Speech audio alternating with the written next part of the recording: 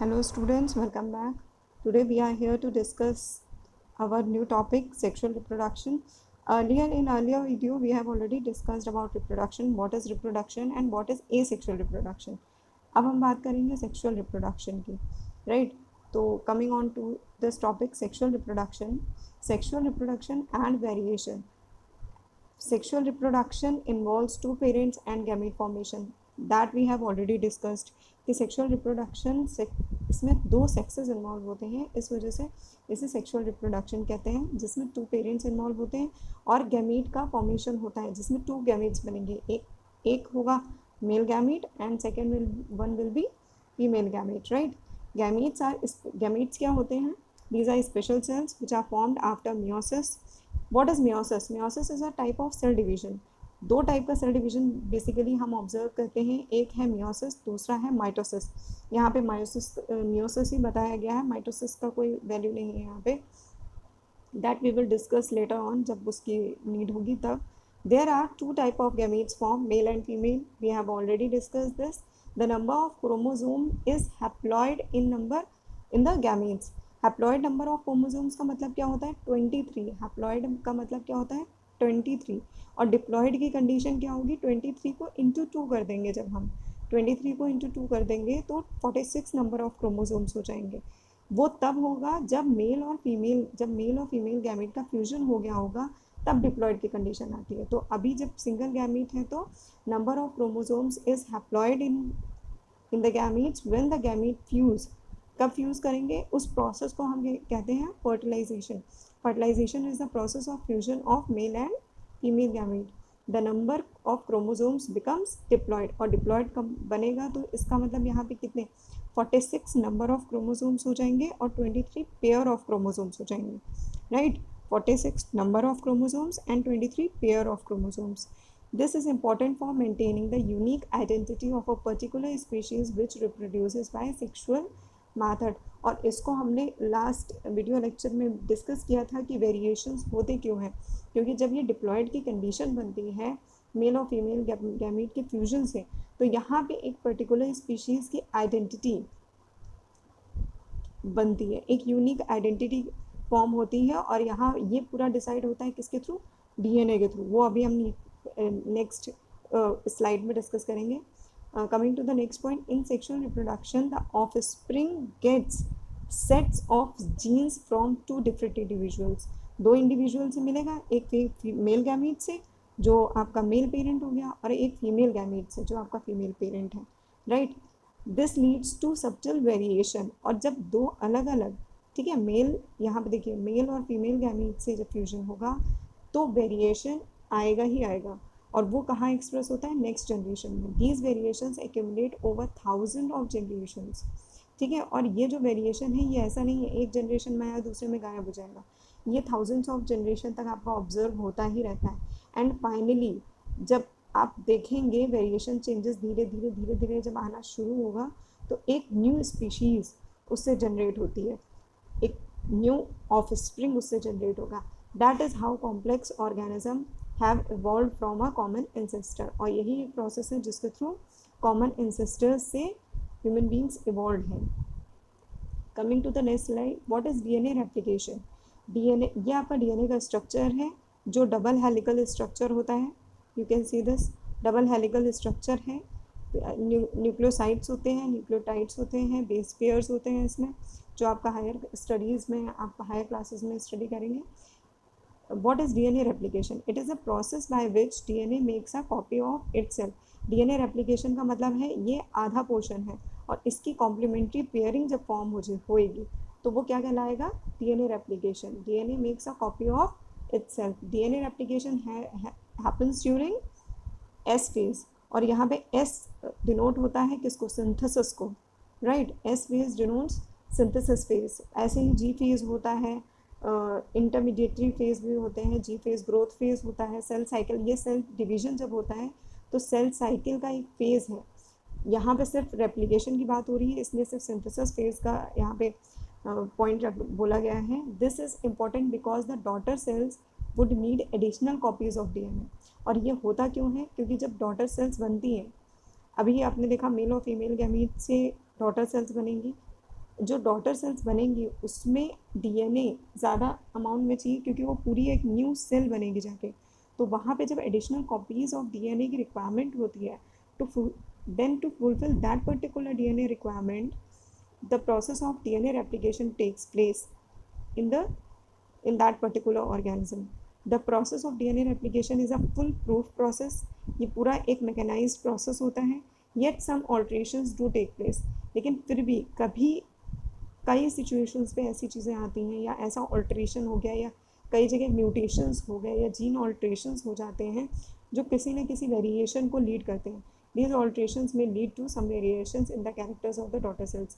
और जब ये ऑल्ट्रेशन हो जाते हैं, जैसे कोई जीन ज़्यादा एक्सप्रेस हो गया या कोई जीन कम एक्सप्रेस हुआ, या कहीं किसी पॉइंट पे म्यूटेशन हो गया, एक डिजीज़ ही आ जाती है, पॉइंट म्यूटेशन हो जाता है, तो वहाँ पे क्या होगा, वेरिएशन देखा जाएगा character of the daughter cells. Coming to the next slide, ये आपको डीएनए का डबल हेलिकल स्ट्रक्चर दिख रहा है. पिछले वाले स्ट्रक्चर में आप पूरा सिंगल दिख रहा था, यहाँ पे देखिए रेप्लिकेटेड दिख रहा है. ये आधा है. अगर इसको आप कॉम्प्लीमेंट्री स्ट्रैंड मानते हैं, this is complementary strand, then this particular strand is coding strand. ठीक है, एक इसमें कॉम्प्लीमेंट्री होता है, दूसरा उसके एनकोडिंग स्ट्रैंड होता है. और डीएनए का स्ट्रक्चर इसी तरह डबल हेलिकल स्ट्रक्चर होता है, जिसमें ATGC की बॉन्डिंग होती है. ये adenine, guanine, thymine and cytosine, ये आपके 4 बेस पेयर्स होते हैं जो आपस में बाइंड करने में हेल्प करते हैं एक दूसरे से शुगर बॉन्डिंग के थ्रू. राइट.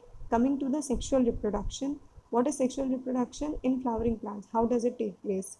फ्लावर क्या होता है, flower is a modified leaf which bears special organs. कुछ इसमें स्पेशल ऑर्गन्स होते हैं, लीफ का ही मॉडिफाइड पार्ट होता है फ्लावर, और रिप्रोडक्टिव ऑर्गन होता है किसका, प्लांट्स का. राइट. स्पेशल ऑर्गन्स होते हैं, plays the role of reproductive system in the plant. A typical flower is composed of 4 distinct wholes. इसमें 4 distinct main part हैं, आपके कोर्स में भी यही इन्वॉल्व हो रहे हैं. Calyx, what is calyx? Calyx is the collection of sepals. जिस तरह ये एक बड है, ये पर्टिकुलर एक बड है, तो इसमें ये जो ग्रीन कलर का पोर्शन है ये कैलिक्स कहलाएगा. Then it comes corolla. Corolla, what is corolla? These are the petals. जो पेटल्स का सम टोटल होता है वो कहलाता है corolla. Then it is androecium and gynoecium.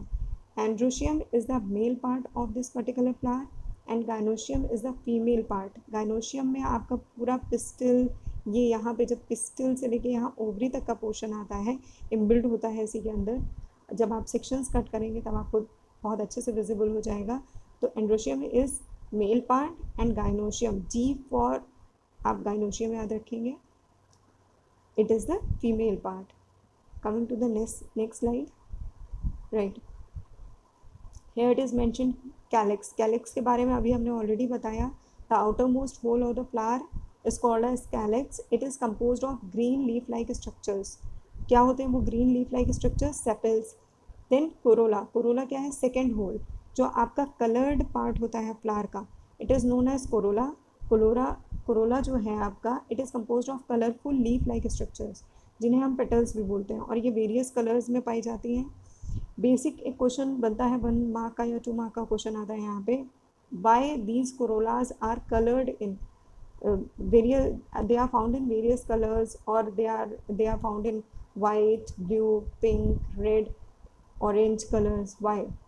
तो कोरोला, पहले तो आपको ये पता होना चाहिए, कोरोला सेपल्स को कहते हैं, पेटल्स को कहते हैं, सेपल्स को नहीं कहते हैं, क्योंकि सेपल्स ग्रीन कलर के होते हैं तो आप आंसर ही नहीं कर पाएंगे, और हर फ्लावर में ग्रीन कलर के सेपल्स ही प्रेजेंट होते हैं.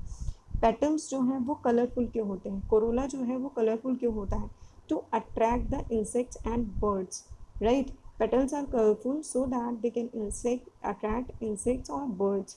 और क्यों अट्रैक्ट करेंगे? For the purpose of pollination, so that the process of pollination को टेक प्लेस. और यहाँ पे लाइन मेंशन करी गई है, to assess the flower in pollination. Right. Androecium. Coming to the androecium, it is the third whole of the flower. It is composed of stamens. अभी हम पीछे बैक स्ट्रक्चर डिस्कस करेंगे, पीछे एक डायग्राम में डिस्कस करेंगे कि कैसा वो दिखता है androecium. स्टेमन is made up of cylinder stock like structure, anthers on the top. Anthers जो आपके होते हैं उसी पे pollen grains, drop like structures present होते हैं. स्मॉल साइज में होते हैं, बहुत ज़्यादा बिग साइज में नहीं होते हैं. These pollen grains act as male gametes in flowers, right? Next, coming to gynoecium. This hole is at the center of the flower. आपको बताया था मिड सेंटर में पाया जाता है फीमेल गाइनोशियम जो है फीमेल ओवरी. ओवरी जो उसका है वो सेंटर पार्ट है. It is compose of a swollen base called as ovary. A cylinder style like stands upright on to the ovary. तो ओवरी को एक सपोर्ट करता है सिलेंडर लाइक स्टैंड होता है जिसके थ्रू ही पॉलन ग्रेन उसके अंदर एंटर करता है और जाके एग सेल से फ्यूज़ करता है. It has a flat top like structure जिसे हम स्टिग्मा बोलते हैं, जिसपे आके पॉलन ग्रेन्स स्टिक होते हैं, इसीलिए इसे स्टिग्मा बोलते हैं. Ovules are present inside the ovary and ovules are the female gametes. तो यहाँ पे मेन चीज़ याद करने वाली हो गई. एंड्रोशियम मेल गैमीट है, गाइनोशियम फीमेल गैमीट है, फीमेल पार्ट है, and pollen grains are the male gametes and ovules are the female gametes. This is the structure of flower. I guess it is visible, right? So एक basic सा hibiscus flower का structure है. आपके NCERTs में भी ये structure mention किया गया है.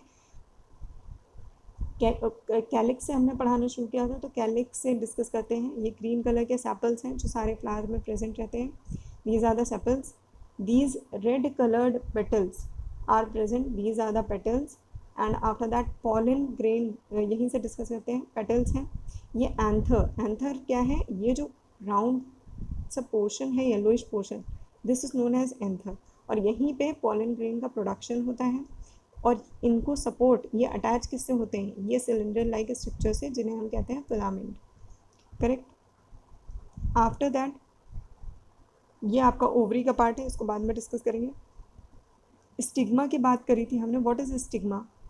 Stigma is a flattened structure present on gynoecium. ये गाइनोशियम है. ये वाला जो ग्रीन कलर का पार्ट है पूरा, ये गाइनोशियम कहलाता है. और ये जो एंथर वाला पार्ट है, ये आपका एंड्रोशियम कहलाता है. ये गाइनोशियम का जो ये टॉप है, ये थोड़ा सा स्टिकी होता है. स्टिकी इसलिए होता है क्योंकि यहाँ पे जब पॉलन ग्रेन इस एंथर से यहाँ पे जब पॉलन ग्रेन आएगा तो यहाँ पे स्टिक हो सके और ये पॉलन ट्यूब जर्मिनेट करके यहाँ पे एग सेल से या आपके ओवरी में प्रेजेंट ओव्यूल से आके फ्यूज़ हो सके. ठीक है, इसलिए यहाँ पे थोड़ा स्टिकी सा स्ट्रक्चर प्रेजेंट होता है. आप देख सकते हैं ओरिजिनल फ्लावर में आपको बहुत अच्छे से ऑब्जर्व हो जाएगा. Stigma platform for pollen to land on, right. यहाँ पे पॉलन ग्रेन ही पॉलन ट्यूब फॉर्म करते हैं. Then this is the outer wall of the ovary. ये कैविटी है और यहाँ से पूरी एक कैविटी फॉर्म करके यहाँ तक पहुँचना होता है. ठीक है, करेक्ट, इस तरह से. और ये एम्ब्रियो, एम्ब्रियो सैक आपको दिख रहा है. ये पूरा एक एम्ब्रियो सैक है. और ये न्यूसेलस है. न्यूसेलस कवरिंग प्रोवाइड करता है इसी ओवरी को, क्योंकि ओवरीज का जो स्ट्रक्चर होता है वो बहुत डेलिकेट स्ट्रक्चर होता है और वो स्ट्रक्चर इतनी जल्दी डैमेज ना हो जाए, इसलिए यहाँ पे एम्ब्रियो सैक प्रेजेंट होता है, न्यूसेलस प्रेजेंट होता है. फिर ये माइक्रोपाइल का स्ट्रक्चर, इंडिकेमेंट्स हैं, ये आपको मेंशन नहीं है. यहाँ पे एग सेल्स प्रेजेंट होती हैं, 2-3 एग सेल्स प्रेजेंट होती हैं, एंटीपोडल सेल्स होती हैं. और फिर यहाँ पे आके फ्यूजन होता है और इस फ्यूजन को हम कहते हैं फर्टिलाइजेशन, राइट. ये पूरा एक डायग्राम है. आप लोग अपने नोट्स में डायग्राम को मेंशन करते हुए चलेंगे. I hope you people are preparing your notes properly. Coming to the next topic, this is pollination. What do you mean by pollination? The pollen grains, अभी हम डिस्कस कर चुके हैं इसको with diagram. So pollen grains क्या होते हैं आपको पता है. The pollen grains need to be transferred to the stigma so that fertilisation can take place. Fertilisation होने के लिए पॉलन ग्रेन्स का स्टिग्मा पे जाना बहुत ज़्यादा मैंडेटरी है, तभी पॉलन ट्यूब फॉर्म होगी और तभी फर्टिलाइजेशन होगा. The transfer of pollen grains from anther to stigma, stigma कहाँ, जिस प्लेस पे जाके वो स्टिक कर रहे थे, right, is called as pollination. If the pollen grains from the same flower or the same plant are transferred to the stigma, it is called as self pollination.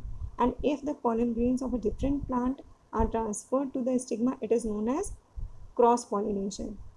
Cross pollination is better from the perspective of variation, right. Cross pollination better क्यों होता है? क्योंकि जब एक plant से दूसरे plant में cross pollination होगा तो वहाँ पे वेरिएशन के चांसेस इंक्रीज हो जाते हैं. जैसे आपको सेक्सुअल रिप्रोडक्शन में बताया था, एक गैमेट दूसरे गैमेट से जब फ्यूज़ करेगा तो दोनों के कैरेक्टर्स आने के चांसेस बढ़ जाते हैं और वेरिएशन आएगा ही आएगा नेक्स्ट जनरेशन में. Many agents help in plants for cross pollination, ये आपने जूनियर प्राइमरी क्लासेस में भी पढ़ रखा है।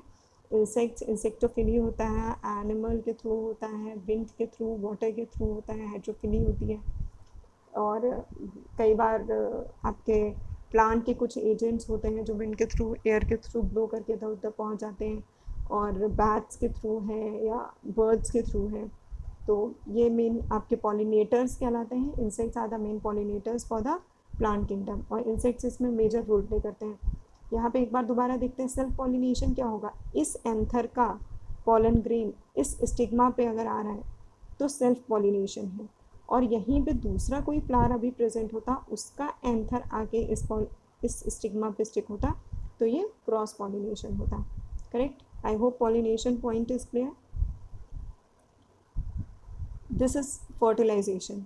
फर्टिलाइजेशन किस में बात कर रहे हैं हम? ओवरऑल फर्टिलाइजेशन की बात कर रहे हैं। तो fusion of male and female gametes is known as fertilisation. The product of fertilisation is known as zygote, right. जो फर्टिलाइजेशन के बाद प्रोडक्ट मिलेगा हमें वो जाइगोट कहलाता है। Zygote undergoes several rounds of mitosis. Mitosis is cell division जिसमें two cells में सेल डिवाइड होती हैं and develops into a form of embryo. ठीक है, दो दो करके सेल्स डिवाइड होके और एम्ब्रियो से न्यू इंडिविजुअल फॉर्म हो जाता है। फर्टिलाइजेशन इन फ्लावरिंग प्लांट्स कैसे होता है? आफ्टर लैंडिंग, ये मैं एक्सप्लेन कर चुकी हूँ, यहाँ पे रिटन में आप देख लेंगे। After landing on to the stigma the pollen grains absorb moisture and germinate, और वहाँ पे वो कुछ मॉइस्चर मिलता है उनसे, और उसके बाद वहीं से जर्मिनेट होना शुरू हो जाते हैं, पॉलन ट्यूब फॉर्म करेंगे। Pollen grains develop a pollen tube which penetrates through the tissue of the style and reaches to the ovule, right? Pollen nuclei are transferred through the pollen tube. Pollen tube कहाँ से generate होगी आपको बता दिया है। After fertilization zygote is formed and which finally develops into the embryo, correct? I hope this fertilization point is clear.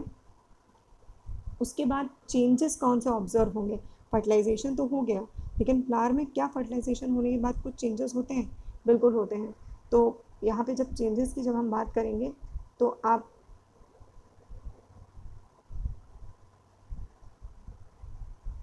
इसमें देखेंगे, ठीक है, ये फर्टिलाइजेशन है। फर्टिलाइजेशन के बाद यहाँ पे चेंजेस क्या आएंगे फ्लावर में? द कैलिक्स, कोरोला, विदर। विदर मतलब कि एक तरीके से ब्रेक डाउन होना, डिके होना, ठीक है, वो फॉल ऑफ हो जाते हैं। सो टू द स्टेमेंस, और इसी तरह स्टेमेंस भी फॉल डाउन हो जाते हैं, गिर जाते हैं, एज उनकी हो चुकी होती है, सेनेसेंस होने लगता है उसमें। The ovary turns into the fruit, और जो ओवरी होती है वो फ्रूट में टर्न हो जाती है। The embryo turns into the seed, और जो एम्ब्रियो होगा वो सीड में कन्वर्ट हो जाएगा। Once the seed becomes the mature the fruit dries up so that the dispersal, और फ्रूट के अंदर ही जनरली सीड्स पाए जाते हैं और वो ड्राई हो जाते हैं, सूख जाते हैं, और उसके बाद उससे डिस्पर्जल हो सकता है आराम से। The structure of seed, seed का स्ट्रक्चर कैसा होता है? डायग्राम आपकी बुक में बना होगा, आप देख लेंगे। A seed contains an embryo, some reserve food, and is enclosed by a protective covering called as seed coat. The reserve food is stored in cotyledons. The embryo has two pointed parts. Embryo के generally दो pointed part होते हैं। एक ऊपर को part होता है, upper part, जिसे प्लोम्यूल कहते हैं, जिससे शूट सिस्टम जनरेट होता है। जब आप कोई भी जर्मिनेट होने वाला पार्ट देखेंगे, जब जर्मिनेशन हो रहा होगा या आप अंकुरित किसी भी चीज़ को अंकुरित करके देख लें, उसको जर्मिनेट करा के देख लें, तो आप देखेंगे उसमें दो पार्ट में बॉडी डिवाइड हो जाती है सीड की, शूट सिस्टम और रूट सिस्टम में। लोअर पार्ट जो होता है वो रेडिकल कहलाता है, जो रूट सिस्टम को बर्थ देता है और रूट सिस्टम उससे राइज होता है। After that कॉटिलेडॉन्स। कॉटिलेडॉन्स क्या होते हैं? सीड कितने पार्ट में डिवाइड हो सकता है, जैसे कि बीट एक सिंगल कॉटिलेडॉन होता है, इसलिए उसे हम मोनोकॉटिलेडॉन भी कहते हैं, राइट। उसी तरह ग्राम्स हैं, मेज़ सिंगल कॉटिलेडॉन हो जाएगा, ग्राम, पीनट यह आपका टू कॉटिलेडॉन हो जाएगा, मस्टर्ड टू कॉटिलेडोनियस है, जब उसको आप ब्रेक करेंगे तो टू पार्ट्स में हम कर सकते हैं, ठीक है। तो ग्राम, और आप जनरली ग्राम्स का एग्जाम्पल है या ग्रीन ग्राम है, मूंग की दाल है, एंड मूंगफली है, राइट, पीनट्स हैं। तो you can take these kind of examples for dicotyledons. Cotyledons supply food when the embryo needs it during germination, और cotyledons में जो stored food होता है वो सप्लाई होता है जर्मिनेशन के टाइम पे, क्योंकि जर्मिनेशन के टाइम पे एनर्जी ज़्यादा रिक्वायर्ड होती है. Seed germination is a process by which embryo in the seed cake start a new life, and after that a new life is started in the embryo. Here you can see that pollination, fertilization and seed formation. तो ये pollination यहाँ से start हो रहा है, insect के through एक pollination हो रहा है, एक फ्लावर है, ये आपकी हनी बी है, और ये आएगी जब दूसरे फ्लावर पे जाएगी तो वहाँ पे इससे यहाँ पे आई, इसमें पॉलन ट्यूब जर्मिनेशन हुआ और उसके बाद सेनेसेंस हुआ. ये देखिए पॉलन ट्यूब जर्मिनेशन, एक लाइन सा आपको ट्यूब लाइक स्ट्रक्चर दिख रहा होगा. यह आपका पॉलन ट्यूब फॉर्म करके यहाँ पे आएगा और आफ्टर दैट यहाँ पे फ्यूजन हो रहा है. करेक्ट, ये फ्यूजन होगा एंड आफ्टर दैट फ्यूजन ये फ्रूट का फॉर्मेशन हो रहा है. इसी ओवरी में देखिए ये फ्रूट का फॉर्मेशन हो गया और फ्रूट इतना बड़ा ये फ्रूट फॉर्म हो गया, एप्पल दिख रहा है आपको, और फ्रूट के अंदर ये क्या है, सीड. तो सीड फॉर्मेशन हो गया है. करेक्ट. नेक्स्ट, इतना आई गेस इतना क्लियर हो गया होगा आपको. बाकी जो नेक्स्ट पॉइंट है that we will discuss in next lecture. Prepare proper notes of these particular topics with the diagram and practice the diagram of that pollination and that reproductive parts of the flowers. Thank you class.